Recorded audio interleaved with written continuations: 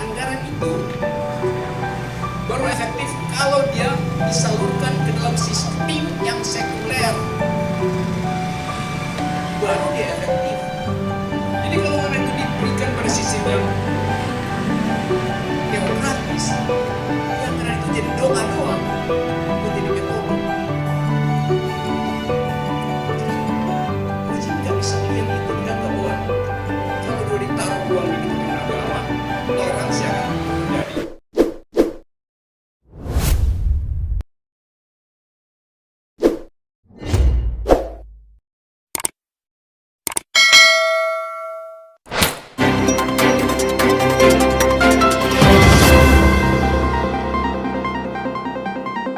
Audio Jungle.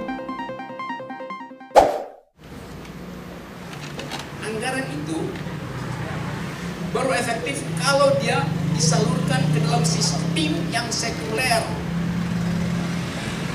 Baru dia efektif. Jadi kalau anggaran itu diberikan pada sistem yang demokratis, ya anggaran itu jadi doa doang, bukan jadi metode. Jadi rejim nggak bisa lihat itu, dianggap bahwa kalau dia ditaruh uang di Departemen Agama, toleransi akan terjadi. Kalau ditaruh uang di Departemen Pendidikan dan Kebudayaan, kecerdasan akan naik.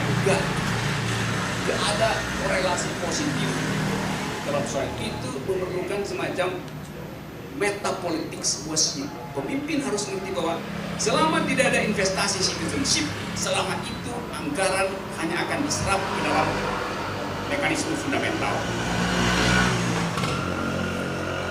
Itu dalilnya. Tapi sampai sekarang tak ada satu kalimat pun dari rejim untuk mengatakan bahwa negara ini bukan negara agama. Gak ada. Takut mengucapkan itu. Padahal dari awal negara ini tidak didesain untuk menghasilkan orang suci. Pasal 2 Ayat 2 pasal 1 konstitusi kita mengatakan negara berdasarkan kedaulatan rakyat, full stop, titik, nggak ada koma di situ. Jadi Tuhan tidak berdaulat di NKRI. Tapi nggak ada yang mengatakan itu. Itu konstitusi bilang begitu. Jadi selalu ada pertimbangan oportunis di situ, bahwa demi statistik suara jangan sekali-sekali mengatakan negara ini sekuler. Padahal itu intinya sampai sekarang. Selama tidak mengucapkan itu, selama itu akan ada Monas lagi nanti Februari tanggal 11. Di daerah-daerah akan ada sweeping lagi. Karena bodoh melihat problem. Jadi softwarenya nggak mau dipasang, orang ganti-ganti hardware aja. Software dari konstitusi kita adalah negara ini sekuler, artinya agama tidak boleh diucapkan menjadi doktrin, dalil, atau proposal politik. Tapi kalau kita lihat kampanye dari camat sampai kampanye gubernur, spanduknya isinya adalah ayat suci, tuh ayat agama. Kristen pakai ayat Kristen, Islam pakai ayat Islam, segala macam. Jadi kita berkompetisi supaya kita masuk surga sebetulnya. Bukan kita berkompetisi untuk menaikkan IQ nasional kita. Itu yang terjadi. Tadi pers nggak bisa nangkap itu. Karena akal pers itu dibrief oleh pemilik modal, oleh pemilik suara di parlemen. Siapa kita? Kita siapa? Siapa kita? Bayangin tuh, demagogi itu keluar terus menerus karena dia kesulitan untuk mencari kalimat sederhana di kepalanya. Terusan ketagihan demagogi, negara yang ketagihan demagogi itu negara yang menurunkan IQ setiap hari 0, sekian persen. Di dalam 3 bulan kita defisit 30% IQ nasional. Hanya karena pemimpin gak punya kecerdasan untuk menghasilkan debat, menghasilkan pikiran temu. Itu yang terjadi hari ini. Sama seperti konsep yang dibuat oleh Budiana tadi, kedaulatan rakyat dengan mayoritarianisme. Di sini itu disamakan. Rakyat berdaulat dihitungnya adalah hasil pemilu. Padahal kedaulatan rakyat disusun secara sangat konsepsional oleh Jean-Jacques Rousseau justru untuk mencegah demokrasi menjadi mayoritarianisme. Artinya kedaulatan rakyat itu tidak bisa dikuantifikasi. Kedaulatan rakyat tidak boleh dikuantifikasi menjadi suara pemilu. Dia ada di atas suara pemilu, sehingga dia jadi acuan terus-menerus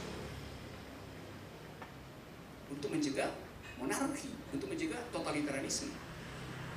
Kalau kedaulatan rakyat dianggap mayoritarianisme, demokrasi berhenti di dalam statistik pemilu. Padahal demokrasi menginginkan ada semacam regulatif ideal, ide di kepalanya bahwa kita tidak boleh menghasilkan mayoritarianisme, kendati itu hasil pemilu. Jadi kesepakatan fundamental itu nggak dikenal.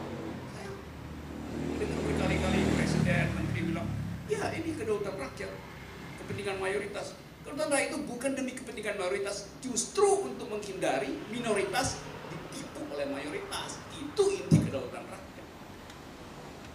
Jadi Anda bayangkan, atau kita bayangkan, kita mau berkompetisi di dalam pikiran dengan manusia yang separuh orang, yang nggak ngerti asal usul background dari satu ide. Itu problem eksistensial kita sebagai bangsa. Ada soal lain, yaitu mereka yang sekarang berkerumun di sekitar rejim sepertinya telah kehilangan kepercayaan diri, tetapi nggak mau keluar dari cara berpikir lama. Seolah-olah, saya kasih contoh cepat-cepat dulu.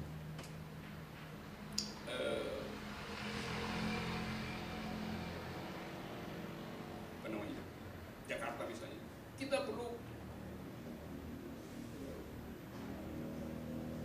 pemimpin yang sudah paham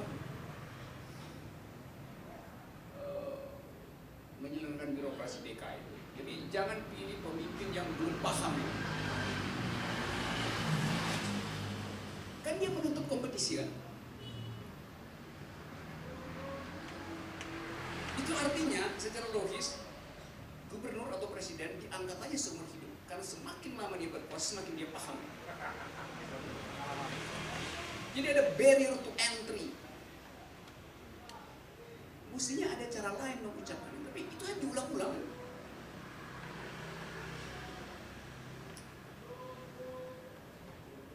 Secara sederhana saya mau katakan bahwa kepanikan kita terhadap suasana sebetulnya tidak disebabkan oleh suasana itu sendiri, tapi kegagalan kita untuk mengolah problem itu masalahnya. Kalau kita takut, apa aja kita ucapin dengan cara yang serampangan tadi, betul, dibikin aja serampangan. Jadi mengurai masalah itu tugas dari aktivis.